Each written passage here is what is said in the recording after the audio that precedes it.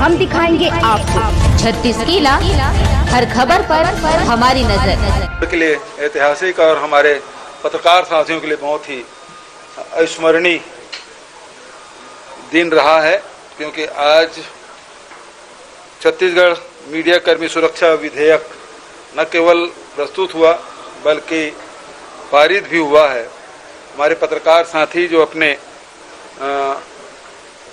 जान जोखिम में डालकर अंदरूनी क्षेत्रों में जाकर खबर लाते हैं, बहुत सारे ऐसे लेख भी लिखते हैं जिससे उनको, उनके परिवार के लोगों को खतरा बढ़ जाता है।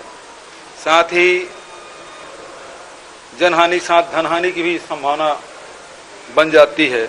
ऐसे में जितने भी हमारे पत्रकार हैं, चाहे वो इलेक्ट्रॉनिक मीडिया को हो, चाहे प्रिंट मीडिया को हो, चाहे पोर्टल के हों, सभी साथियों के जो ऑफिस में जो काम करते हैं वो भी, और जो गांव में काम करते हैं उनके लिए भी न केवल अधिमान्यता पत्र जारी करने का, बल्कि उसे रजिस्ट्रेशन कराने की, जिसको अधिमान्यता पत्र नहीं है, और कोई प्रेस यदि कहता है कि ये हमारे साथ में है और जो लगातार उसमें 6 महीने के अंदर में 3 लेख लिखे हों या स्टोरी की हों, ऐसे लोग हैं जिसको इस सुरक्षा मीडिया कर्मी सुरक्षा कानून के दायरे में लाया गया है ताकि पत्रकारों के सुरक्षा हो सके।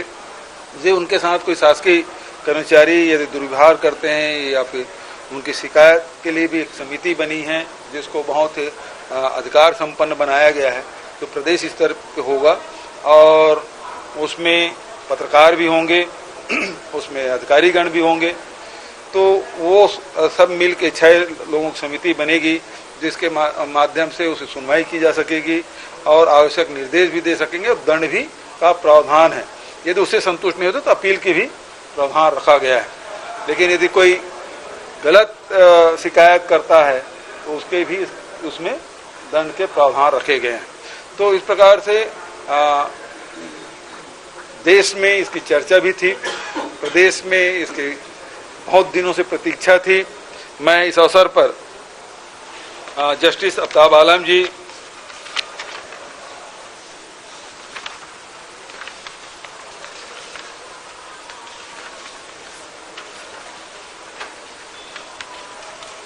सुप्रीम कोर्ट के सेवानिवृत्त न्यायाधीश आफ्ताब आलम जी की अध्यक्षता में एक प्रारूप समिति बनी थी जिसके सदस्य न्यायमूर्ति सेवानिवृत्त श्रीमती अंजना प्रकाश जी, उच्चतम न्यायालय के वरिष्ठ अधिवक्ता श्री राजीव रामचंद्रन जी, वरिष्ठ पत्रकार आज हमारे बीच में नहीं हैं ललित सुरजन जी, श्री प्रकाश दुबे जी, मेरे सलाहकार रुचिर गर्ग जी, महाधिवक्ता विधि विभाग के प्रमुख सचिव, पुलिस महानिदेशक, सभी इसके सदस्य थे और अनेक बैठकें राज्य में और दिल्ली में करके विभिन्न संगठनों से चर्चा करके इसका प्रारूप बनाया गया और उसके बाद इसके प्रारूप को विभाग को सौंपा गया। विभाग ने लंबे विचार विमर्श करके इसको विधेयक के रूप में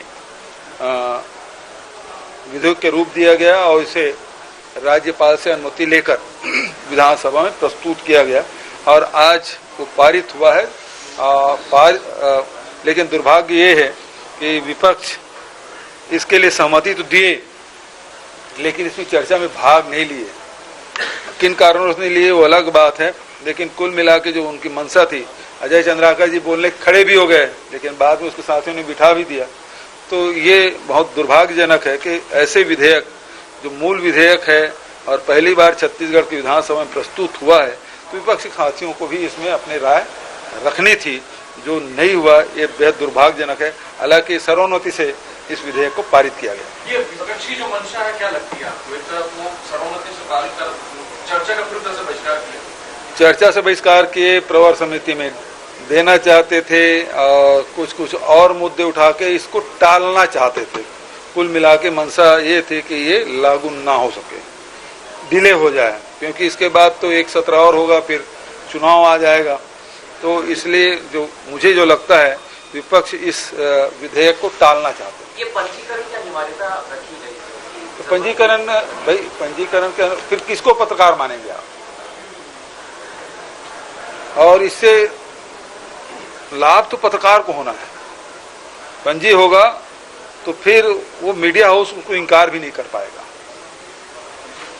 अभी हम लोगों ने छत्तीसगढ़ में ऐसे उदाहरण भी देखे कि वो व्यक्ति जान जोखिम में डालकर रिपोर्ट करने गया और जब उसके खिलाफ सरकार ने कार्रवाई की तो मीडिया हाउस ने उसे अपना आदमी मानने से इनकार कर दिया और जेल में चला गया।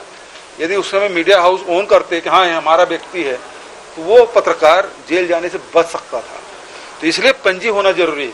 अधिमान्यता के अलग नियम हैं, लेकिन पंजी बहुत सारे हमारे जो ऐसे हैं जो सीधा मीडिया हाउस से हैं, लेकिन सीधा संवाददाता नहीं है, पत्रकारिता नहीं करते। उसके अलावा भी बहुत सारी चीजें हैं जो मीडिया हाउस में काम करने वाले लोग रहते हैं। फिर ग्रामीण क्षेत्रों में आप चले जाएंगे तो वो संकलन करता होते हैं, तो संकलन करता है, फोटोग्राफर है, उसके लिए पंजीयन जरूरी है। वो पंजीयन करेंगे तो इस दायरे में आएगा, तो उसका लाभ मिलेगा उसको। सर, एक समिति बनाने की बात हुई है इसमें विधेयक में। अगर समिति बनेगी तो उसकी शक्तियां और उसके फैसलों को क्या चुनौती न्यायिक प्रक्रिया के तहत दी जा सकेगी? ऐसा कोई प्रावधान बनेगा? देखिए, इसमें उनको अधिकार है और अधिकार है वो एसपी कलेक्टर को निर्देश भी दे सकेगा।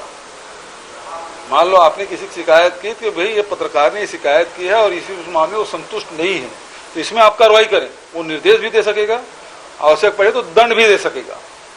और दूसरी बात यह है कि यदि आप उस समिति के निर्णय से आप संतुष्ट नहीं है तो अपील भी कर सकते हैं।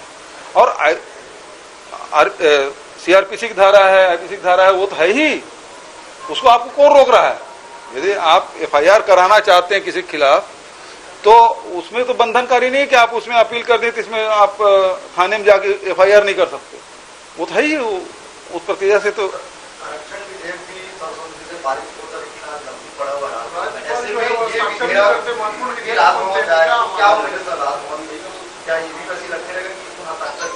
मैं राजभवन के इस मामले में मैं टिप्पणी नहीं करना चाहता। मैं तो ये उम्मीद करता हूं कि इस विधेयक में राजभवन से सकारात्मक निर्णय होंगे।